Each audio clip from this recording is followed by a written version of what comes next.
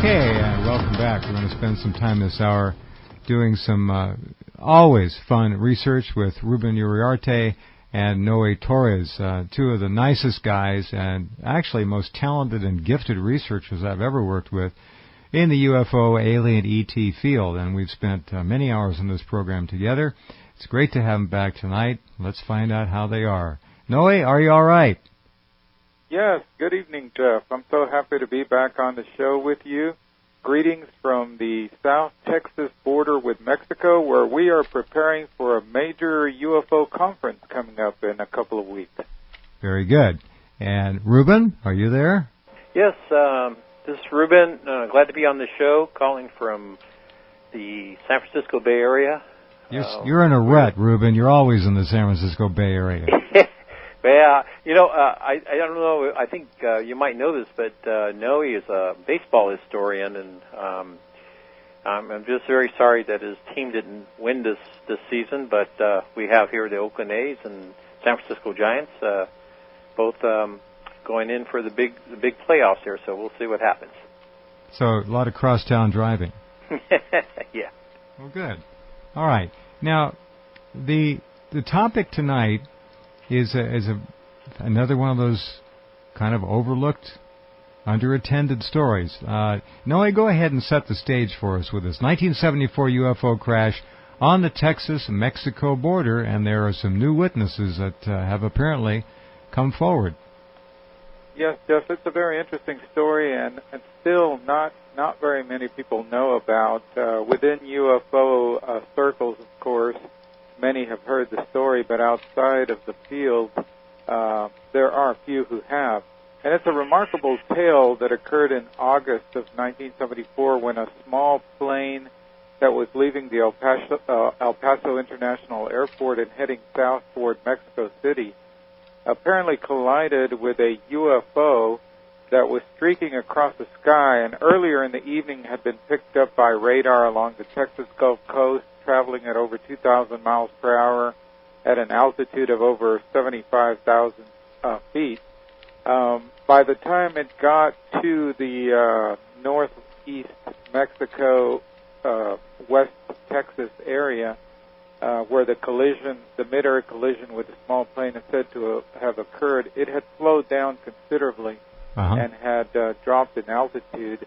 The area where the collision in the air occurred, Ruben and I have been to a number of times doing research on this case, and it's a very mountainous part of northern Mexico and western Texas, right along the Rio Grande River that separates Texas and Mexico. Okay. So when this story first broke some years back, there weren't that many witnesses, and so lately, just recently, a couple have come forward that seem highly credible and have added a lot to the original story. Very good. All right, Ruben, how do you come into play on this? Well, as Noe had mentioned, we've done some extensive research on this area here, and it was real fortunate that Noe had connected with these two new witnesses. There are other people that are in the works that we're also hoping to contact and that were in the area, actually in Mexico.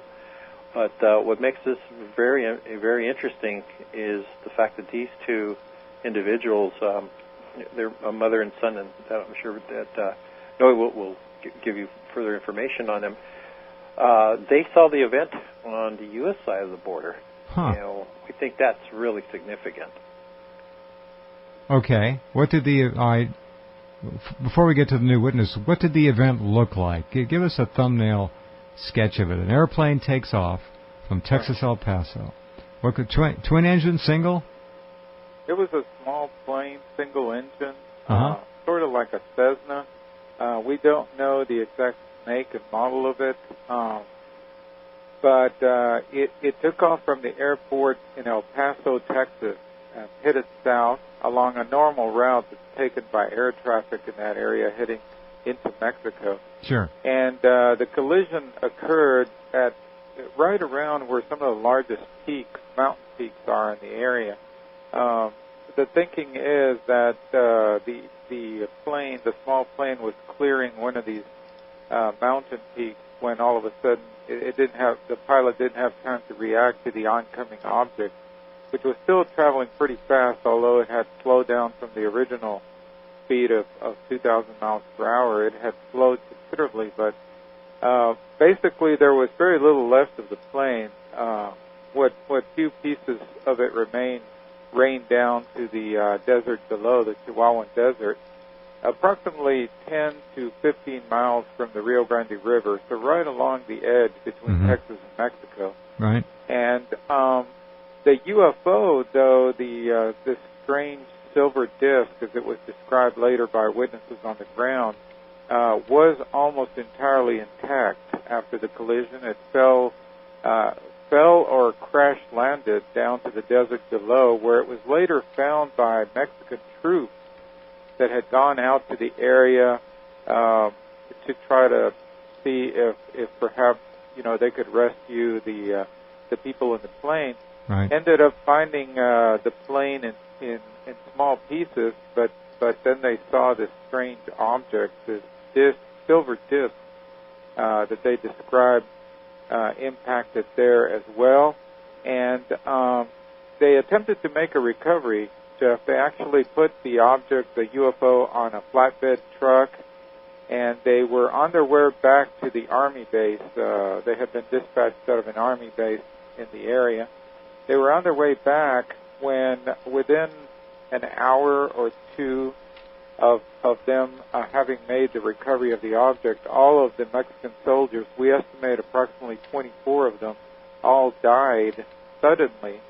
Some of them were in positions that indicated they were trying to get out of their vehicles. The doors were open and the bodies were slumped halfway out the door. Really? No, wait. Hold on. Excuse me, Noe, but this is like out of a Hollywood film. This is a description that kind of shakes the mind up a little bit. Who reported this? Where did you get that data? Okay, well, Ruben and I have seen some documents that were leaked. They first surfaced in the late 80s, early 90s on the old bulletin board services, the BBSs. There were a number of special interest groups dealing with UFOs and document disclosures. So this so-called DENEB set of documents, DENEB is D-E-N-E-B, like the star system, was circulated among the early internet, among UFO people interested in the topic. And it appears to have been a government leaked document from people who had information about special operations that the government was involved with dealing with UFOs. So this document gave a great amount of detail. And the reason that Ruben and I feel that it's a credible document is because we've looked at and we've broken apart the document virtually word by word, and we've looked at all of the locations mentioned in it, the time frame. It's quite a detailed document, and it gives some place names, and it gives some geographic locations, and gives some information about about military capabilities and aircraft capabilities that a person who is only casually familiar with these things would not have been able to put together in such great detail. So, and we had other UFO experts as well look at the document, and everyone agreed that it seems to have a high degree of credibility. So it was this document which surfaced from the U.S. side that indicated that a team of crash retrieval personnel had been assembled in El Paso shortly after this UFO incident, and then was sent in after the Mexican soldiers were all killed by an unknown agent, probably that they were exposed to at the crash site. The U.S. sent the recovery team in to grab the UFO, bring it back across to the U.S., and secure it in a hidden location. Jeff? Go ahead, Ruben, yeah. Yeah, it's, as Noe is really going in detail, and as he mentioned, it was the DENEB report. We've actually have attached that Deneb report in our book, Mexico's Roswell. The thing that makes us really, as Noe had indicated, the detail that was involved, the description of the disc, which was a small disc, approximately 16 feet in diameter, probably 5 feet in height. Do you recall that we had on one of your other shows, we had Mr. Carlos de los Santos, who was a pilot. Oh yeah, sure, of course, yes. And this is what really what's very interesting, because in his case, which happened 8 months later after the Coyame incident in Chihuahua, he had encountered 3 small discs that surrounded his airplane. Similar size, but several. Similar in 3, size, that's right. small disc, and of course there was a small collision as one of these objects had hit the underbelly of the fuselage. His plane, His plane. Mm-hmm. So it was an extraordinary story, and we're really, actually, I believe this is the first time he's ever shared his story to the U.S. audience on your show. So it was really that was a real treat. Yeah, just tying that in, and so now little by little, and we are never completely finished with a story, because there's always new information that comes along, and Noe was able to make some contact with these 2 new witnesses here that just adds more to the story. This this sounds like it could easily be tied, both events, even though they were 8 months apart. Yes. What's really striking, Jeff and Ruben, is that the description that Carlos de los Santos gave of those discs that surrounded his ship, that surrounded his plane, rather, the description was virtually identical to that of the Coyame spacecraft that we're talking about tonight, that crashed with a small plane. So the cases were very similar, and the description of the objects were very similar. But the interesting thing, as Ruben just mentioned, is that we've done a lot of extensive research on the Mexican side since the crash, the mid-air collision, the subsequent crash to the desert, the recovery effort, and everything took place in Mexico, just within 10 or 15 miles of the U.S. border. Yes, but in Mexican territory. Did the Mexican military move quickly like the American military would had a crash occurred on this side? No, actually they didn't, Jeff, because the crash occurred at about 10:30 p.m. Texas time, and they did not arrive. The Mexican soldiers did not arrive at the scene of the crash until dawn the next day. Wow. So it was it's pretty pitch dark out in the desert where this happened. And Ruben and I have actually been out there in the 4-wheel drive vehicle with other people, and we actually located the place where this took place. Very rugged. There's nobody around. Nobody lives around. How did you do that? We went out there. We took all the distances, the travel distances that are mentioned in the Deneb document, and we pinpointed it all using geographical maps of the area. And then we met with some people in the small town of Coyame, Chihuahua, which is still about 50 miles from the actual crash site. And several of them helped us pinpoint exactly the spot, which is a place called Llano, which is the Spanish word for plain or flat area. And it's a flat area between several mountain ranges right there along the Rio Grande River. So we went out there with a tour guide driving us, who's familiar with the area, and we went to where the mid-air collision occurred. It was an extremely long and arduous task to drive there because there are no roads. I mean, you just make your own roads. That would make it kind of tough, for sure. Was anyone there when it happened? Were there people around who remembered it? Well, that's the interesting thing. We talked to a couple of folks who were young, of course, young people when this happened in 74 and in 1974, and now they're like in their 50s, 60s, and they still live in that area. And one particular gentleman that we talked to out there on one of the small ranches. Now the inhabitants are few and far between. There's a small ranch maybe every 5-10 miles, and the people don't live at those ranches all the time. They actually, most of them live in one of the small towns nearby, and when I say nearby, I mean 40 or 50 miles away.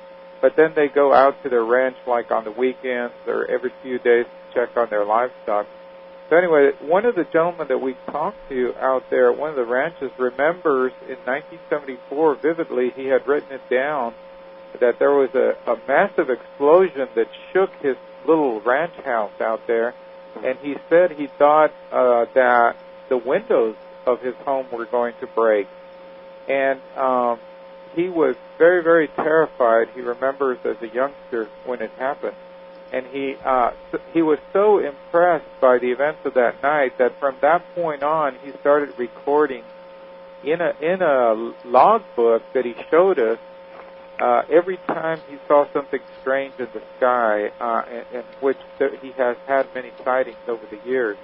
But that event in 74 really shook him up. So we had these witnesses from the Mexican side, but we had never heard anything from the folks on the Texas side until just about a month ago, when these two new witnesses came forward to talk to us about seeing this an incredible fireball in the sky. It correlated to the same time frame as the Mexico's Roswell incident. Yeah, very interesting. There's a lot going on down there. One wonders if the object that came down ended up at Wright-Patterson, or if the Mexicans got to keep it.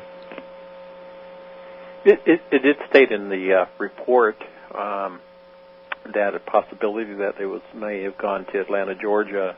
Mm-hmm. And knowing, we kept thinking, well, what's in Atlanta, Georgia? And then it dawned on us that Center for Disease Control, that's the headquarters in Atlanta. Yeah.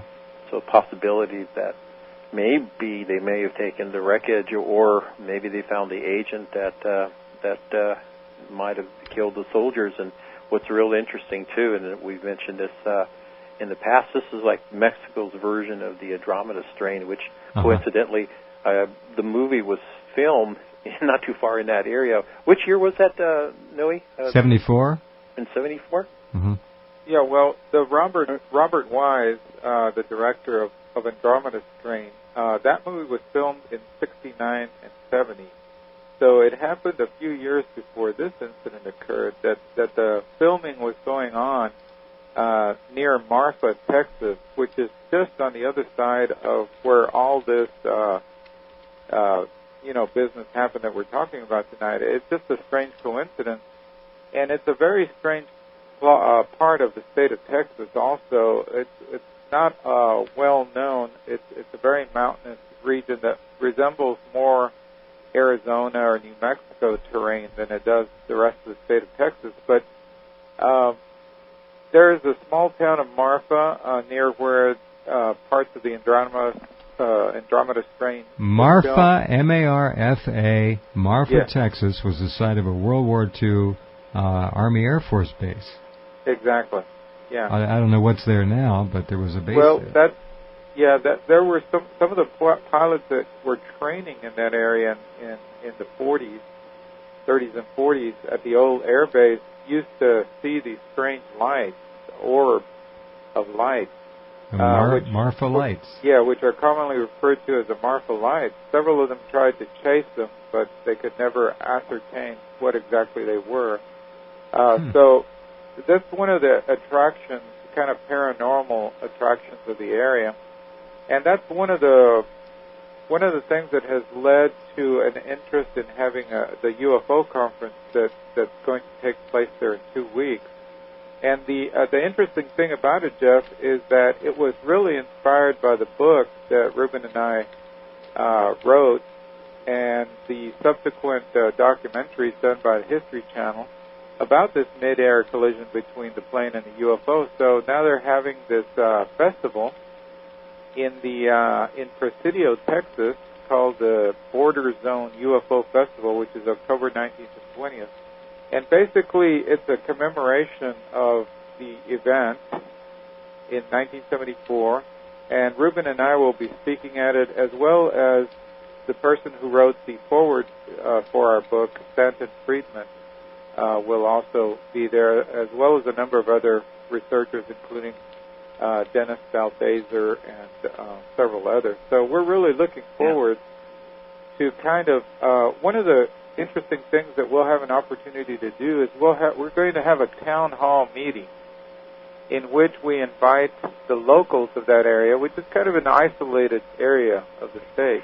We're going to invite them to come forward and tell us about their own experiences, paranormal experiences, UFO sightings in the area. And Ruben and I are kind of hopeful that perhaps, just like the recent revelation by John Chambers and his mom of having seen the fireball in the sky in 1974, that perhaps others will come forward with their own stories as well. Jeff, I just like to add, too, along with the event happening in Presidio, we're also going to be having a UFO festival in the city of Ojinaga, which is the border city right across the river from Presidio. We're working with our Mexican investigators from different UFO groups in the state of Chihuahua. They, too, will be putting on a presentation on Friday evening, actually. So that's why we're calling it the Border Zone International UFO Festival, because we're having both countries participate at this event. Very good. We're really thrilled about it. Yeah, it sounds great. We'll talk more about that in just a couple of minutes. Robert Wise, the famed director, by the way, did direct the Andromeda Strain. He also directed The Day the Earth Stood Still in 1951. So he had quite a career. All right, be right back. Okay, welcome back. Noe and Ruben are here. We're talking about another UFO crash. How many allegedly do we have right now? I know the Woods have been doing their annual UFO crash retrieval conference in Las Vegas for a number of years now. It's close to 100, isn't it, altogether, that are supposedly known about? Well, Jeff, like anything else, there are varying levels of credibility and documentation that go along with these. There have been, allegations of several hundred UFO crashes dating back in history, to many decades ago. In terms of the cases that seem to carry the most weight and seem to have the most witnesses, of course, everybody thinks of Roswell, New Mexico, 1947. And I've been speaking to a lot of other people in the field of UFO research. There seems to be kind of a general feeling that perhaps there are between 12 and 15 in all of human history that we know of for which there seems to be a preponderance of evidence that would make it seem that they were actually legitimate events. So maybe a dozen, between 12 and 15, that are really seem to bear up to close scrutiny. And, one of the things that has kind of followed us about Mexico's Roswell, the book came out 5 years ago. Ruben and I spent about a year and a half putting everything together. He had already done some preliminary research. I had done some. And we began working together. We took a trip down to Chihuahua, Mexico, and we connected with other researchers from Mexico and also from the U.S. And I remember talking to Stanton Friedman, asking his advice on the book. And I told him, Stan, we really don't have that much hard evidence on this case. What we have is interesting, and there's a lot of anecdotal evidence. But in terms of, it's not a case like Roswell, New Mexico, where over 100 witnesses have come forward and given affidavits and gone on the record to say that they saw something that could not have an earthly explanation back in July 1947. So, but Stanton Friedman's advice to us was that we should push forward, move forward, because simply in the act of bringing out our book, in publishing the few facts that we had 5 years ago, was bound to strike a chord in people out there and perhaps bring an encouragement to folks to step forward. And we are starting to see that. It has taken about 5 years, but we're certainly starting to see it. And John Chambers, who is a lifelong resident of the Candelaria, Texas area, which is right across the river from where this mid-air collision occurred in '74, when he heard that there was some kind of UFO festival being planned in the nearby town of Presidio a few months back, it brought to his mind the recollection of having seen this tremendous fireball in the sky that he and his mother, who is a very respected longtime teacher in Ruidosa and Candelaria, Texas. Candelaria, by the way, in the original Mexico's Roswell case story, Candelaria is the small Texas town that's right on the border with Mexico, where the helicopter team from Fort Bliss in El Paso supposedly flew down to Candelaria and then crossed the Rio Grande River at Candelaria. So we were talking to John Chambers and his mom by phone, and they were telling us about the night in 1974 when they saw this massive explosion in the sky right over the mountains of Mexico across the river. And then John dropped a bombshell on us. He said, and the next day, a whole bunch of people here in Candelaria and Ruidosa saw several U.S. military helicopters coming back across from Mexico. And we thought it was extremely odd because, number one, we never saw military aircraft, or especially helicopters, anywhere near here in the 70s. Yeah. And second of all, everybody thought it was strange that they were coming back from Mexico into the U.S. And he said there were 4 or 5 helicopters, including one large one with double rotors. Chinook, yeah. Well, in the original book that we released 5 years ago, that is an exact description that from the Deneb leaked government documents about the case. That is an exact description of the helicopter convoy that went into Mexico from Fort Bliss, crossing over at Candelaria, which is where the Chambers lived in '74 and still live.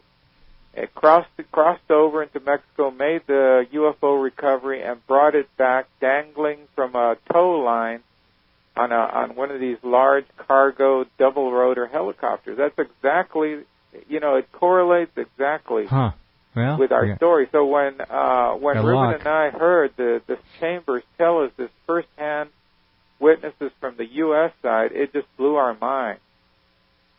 That would do it, that's for sure. Now, back to the fatalities. Did everyone die at the scene, or were there some who got away?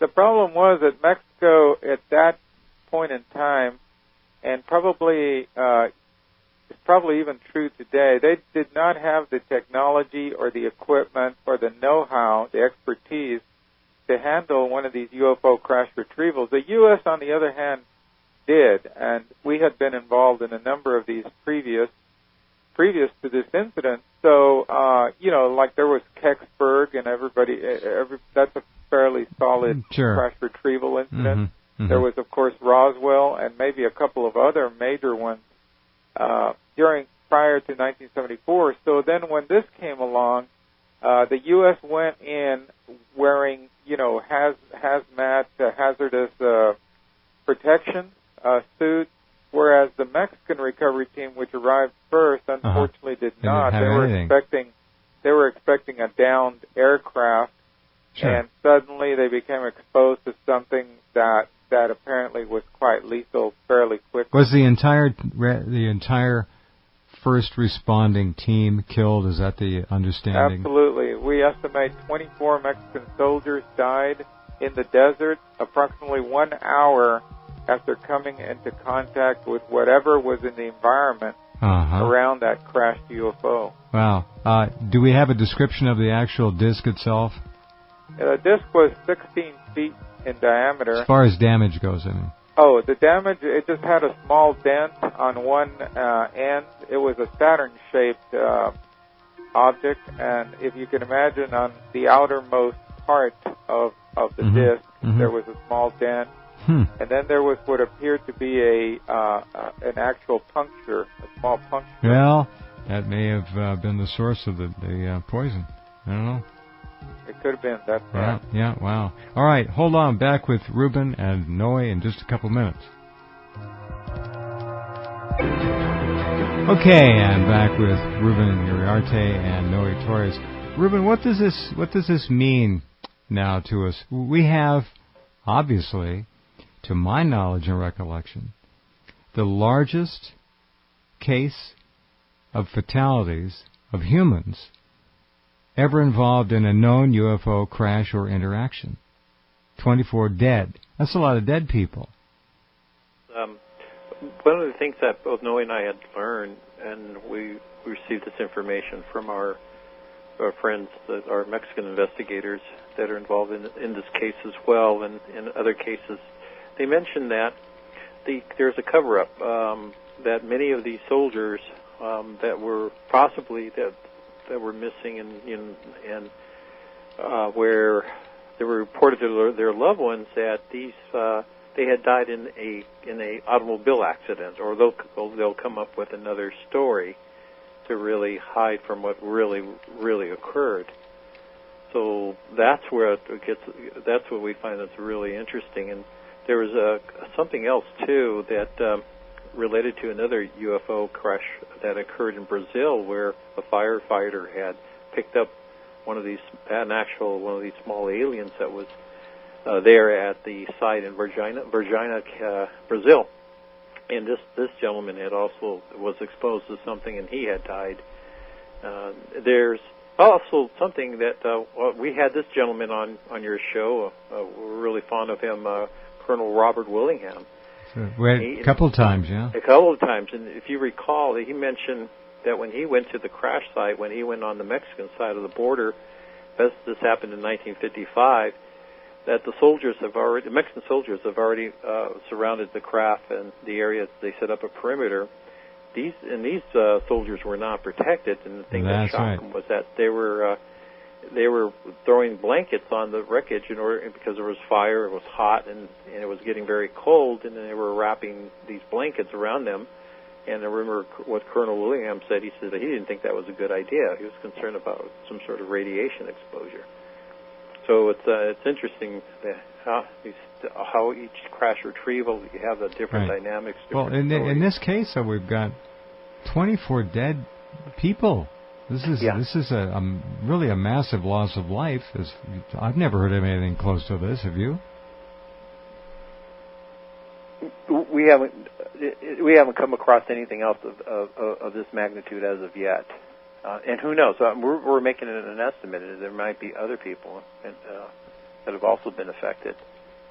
But what we do know is, based on the Denver report, was that the soldiers that came from Fort Bliss, they were well equipped. They were wearing biohazard suits. They knew exactly what they were doing. It was so. This is a standard procedure that they have throughout, not just here in Mexico, but throughout the entire world, where crash retrieval might be in process. And just that's another interesting point that Ruben makes. Just to follow up on that, is that whereas there had been cases where the Mexican military had been involved in events similar to this, in this particular case, there was such a high number of soldiers that became exposed to something that caused their death. And this is quite likely what caused a bunch of alarms to go off on the U.S. side. You have an event of catastrophic proportions. You have the release into the atmosphere within 10 miles of the U.S. border. You have some kind of unknown element that has caused an entire squadron of Mexican soldiers to go down like flies in the desert within an hour of being exposed. And so suddenly you have this red zone, this area of contamination, lethal contamination, so close to the U.S. Ruben and I felt that this was the primary motivation that caused the U.S. team to work so quickly, so swiftly, come in with, fully equipped for biohazard exposure. They came in, everything was equipped to handle a situation of this magnitude. They actually, after recovering the UFO and hooking it up to the cargo helicopter, which subsequently flew it away out of there, the U.S. soldiers then gathered all the remaining evidence at the scene, including the bodies of the Mexican soldiers, the vehicles, and everything. Gone. They brought it all together and they exploded it using either extremely high explosives or possibly a small nuclear device, such as a suitcase nuke. Who really? Yeah. And we are, there's a possibility that the fireball that the chamber saw across the Rio Grande might have been the subsequent detonation of this device, because they say it persisted for about 20 to 30 minutes, and it was a large cloud of flame coming up from behind the mountain range that's kind of between Texas and Mexico on the Mexican side. And so they observed this flaming cloud above the mountain for over 20 minutes. It's quite likely, in my opinion. At first we thought that perhaps the fireball they observed was the actual collision between the UFO and the small plane, but after we had some time to think about it and to correlate, put it all on a time frame, we now feel that it probably what they saw was the explosion of all the remaining evidence by the U.S. team that went in to make the recovery. And once again, we feel that the U.S. was motivated to do this once again because you had a potential Andromeda strain-type contamination event within 10 or 15 miles of the U.S. border. Some action was required. When Ruben and I were doing the Mexico's Roswell book 5 years ago, we ran across a number of government documents, U.S. government documents, which spoke about using limited range thermonuclear devices to cleanse an area of suspected biological or chemical contamination. So, I mean, that strategy was apparently in the military playbook in the 70s. Yeah. They quarantined the area, basically. Sure. And what we're finding as we're, again, doing more of this research, we've got potentially we might be either unleashing a true international incident. It's been covered up because you have both governments involved as well as researchers on both sides of the border. Then on the other hand, as Noe was mentioning, is that these soldiers, these American soldiers, are unsung heroes. Their actions was to stop a potential threat that might have spread, into the U.S. as well as the other along the border. There is a theory that we've heard, as well as that maybe the deaths of the Mexican soldiers was intentional in order to grab the disc, and that's also been talked about on the Mexican side because they were suspicious, of course, what was the U.S. in terms of their involvement. You have to remember there's always been that there's been cooperation, but there's also been a number of suspicion on both sides of the border as far as the intent of that goes back throughout the century between the relations of both countries. But Ruben and I have discussed this at length, and we really don't really subscribe to that scenario, that the U.S. Team coming in would cause the demise of the Mexican soldiers in order to recover the disc. We really don't buy that scenario because we looked back in history, and there were many instances where U.S. military hardware accidentally went down in northern Mexico, including not far away from where this incident happened. You had a lot of missile testing going on in the 40s, 50s, and even into the 60s and 70s. And a lot of times, there were a number of cases. We found at least a dozen cases where missiles and experimental craft of various kinds from the U.S. side coming out of Los Alamos area, New Mexico, and also down around Fort Bliss, ended up in Mexico. And there was cooperation between the two governments in allowing the U.S. to go in and recover those objects. So I think it's a factor to note that we don't think that in 1974 there was a hostility level between the U.S. and Mexico that would have brought about a confrontation over this. I think there would have been cooperation, at least at very high level. Very good, guys. Well, thank you. That's quite a story. You think about all those unfortunate soldiers who perished there in the morning, died. It must have been very quick. And we'll never know about it for sure. The Mexicans certainly will have a file on this. The Americans will have a file on it, probably a pretty thorough one. And there were pictures taken. Had to be. This is the 70s. So they would have recorded as much as they could, maybe even film. Interesting. Very interesting. All right, well, we're going to talk again, I guess, on the 19th. That's correct. We'll be talking to you direct from Presidio, Texas, during the Border Zone International UFO Festival. Very good. Well, I wish you the best of luck, guys. Great to talk with you, as always. Take care. Thank you, Jeff. Thanks for having us. Okay, Ruben. Thank you. Good night. Good night, Noe. All right. Good night. Okay, and that's it on this Friday night. Weekend is ahead. I hope you have a good one.